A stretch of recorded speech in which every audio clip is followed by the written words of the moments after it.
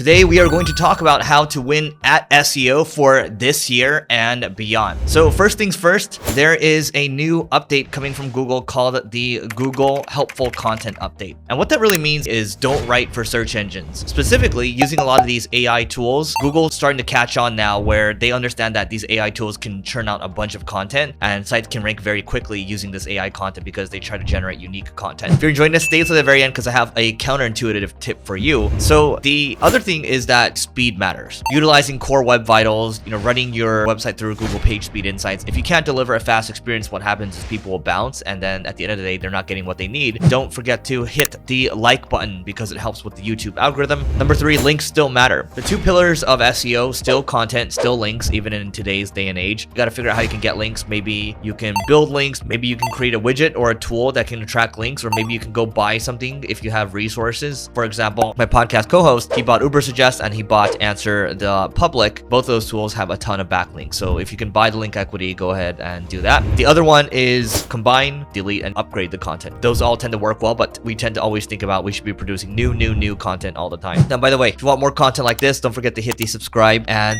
the notification bell. Next one, internal links still matter because the search engines, they need signal to determine what pages are important on your site. If you have internal links pointing to certain pages on your site, then what happens is you make it easier for search engines to crawl your site, and then the important pages are going to be found. Now, the other one is optimizing your click-through rates. And what I mean by that is your headline and your meta description. Your headline and your meta description, what's going to drive people to actually click. So you actually have to do a good job there. You can use Google Webmaster Tools, and they have the ability where you can see pages where you're getting a high impression count but a low click-through rate. So you want to think about upgrading those, and you want to think about adjusting those over time. The next one is YouTube SEO. YouTube is still the second largest search engine in the world. SEO doesn't mean just Google. It means anything that has a search engine, and YouTube certainly makes a lot of sense. You can use tools like vidIQ to help you. TubeBuddy would be another tool that you can use. And then the last one that is more counterintuitive, it's really focusing on your category. And so for Google, they don't want you to write about a bunch of different things. Most people aren't media companies, right? If you are focused on marketing, then just focus on writing on marketing. It's the same thing with the YouTube algorithm. If you try to talk about too many different things, it confuses the algorithm. It also makes it more difficult for people to continue watching your stuff. Let me know what you think I missed in the comments.